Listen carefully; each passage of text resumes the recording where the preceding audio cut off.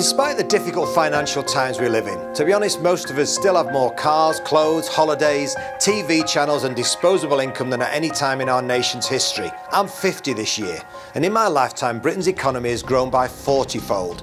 Yet in the same 50-year period, crime has absolutely gone through the roof. In 1957, there were around 11,000 violent crimes in Britain. In 2010, that number will be pushing 1 million. Children are 10 times more likely to be born outside marriage. Alcohol and drug abuse are rampant. Suicide, abortion, divorce, and serious mental illness are at all-time highs. Is it any wonder that this is happening alongside less and less young people receiving teaching in Christian values and biblical morals? To be honest, I think not.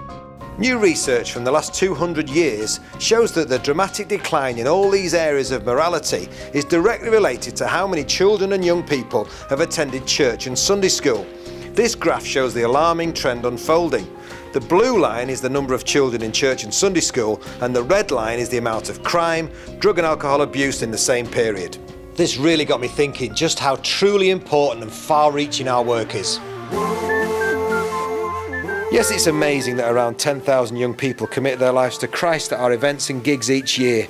We're going to do all we can to keep this number growing. But alongside this reaping, there is a massive seed sowing exercise going on. Our teams are teaching Christian morals and biblical values and bringing Christian life and hope relevantly in schools, communities and prisons every week of the year. Because of the message, literally hundreds of thousands of young people are reached every year. I don't believe it's over the top to say for the sake of our nation we can't afford this work to stop. Young people will tend not to come to Sunday school nowadays, but they will receive the same quality Christian teaching and receive great mentoring in the schools, in the prisons, in the communities through our faithful teams, and then be fed on into local churches. The Message Trust is standing in the gap for our nation's young people. We've become convinced that transformed lives transform lives, and right across our work we can see evidence of this. Rob is now a member of LZ7 and became a Christian through the band at a time when he was in a punk band and heavily into drugs. He's now in the schools of Manchester, week in, week out, teaching young people a better way.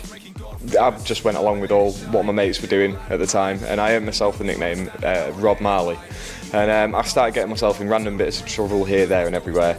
And basically, it was through the band, through LZ7, I met them, started doing gigs with them. They told me about a God that loved me for being me and that had a plan for my life. And through them I became a Christian. And now I go into schools all over the place and we see loads of young people struggling with exactly the same problems that I was.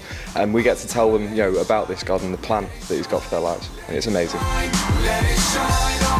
Nick is one of our prisons team who used to be involved in drugs, violence and gang activity, but now with the help of the Message he's living a very different life.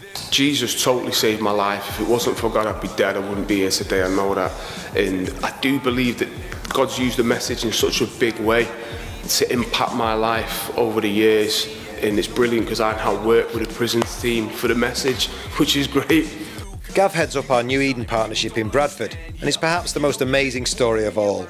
He's gone from a homeless drug addict to an Eden team leader and an amazing mentor to young people. It's a real privilege to work amongst the young people within this community setting. For me, the love that was shown and how that love transformed me is something I look to pass on to young people and see their lives transformed just by loving and consistently loving.